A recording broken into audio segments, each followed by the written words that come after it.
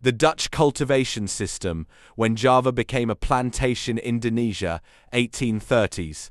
Slavery was not always called slavery. In the 1830s, under Dutch colonial rule, the island of Java was forced into what was called the cultivation system, culture stello. On paper, it was a tax policy.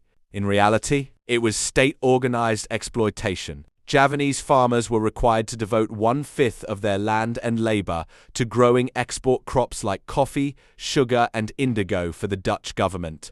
Instead of paying taxes in money, they paid in forced agricultural production. If crops failed, the farmers still owed quotas. If quotas weren't met, punishments followed. Food crops were displaced by export crops. Famine spread in parts of Java during the 1840s, while villagers starved. Dutch ships carried profits back to Europe. The system made the Netherlands wealthy.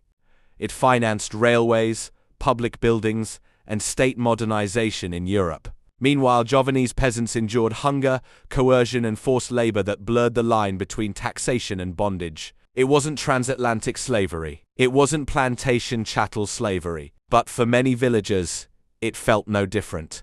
Their land was not truly theirs. Their labor was not voluntary. Their survival depended on quotas set in Europe. Critics in the Netherlands eventually exposed the brutality. A novel titled Max Havelaar shocked Dutch society and forced reforms. But by then, decades of extraction had reshaped Java's economy and hierarchy. So ask yourself, when forced labor is written into law, does calling it taxation change the reality? How many European nations modernized using colonial coercion? Why is Asian colonial labor exploitation less discussed in global slavery narratives? The chains were not always iron. Sometimes they were policies. Had you heard of the cultivation system before? Should this be considered a form of slavery? Share your thoughts in the comments. Like the video. Subscribe to Grow with Kareen for history told from unexpected angles without silence or shortcuts.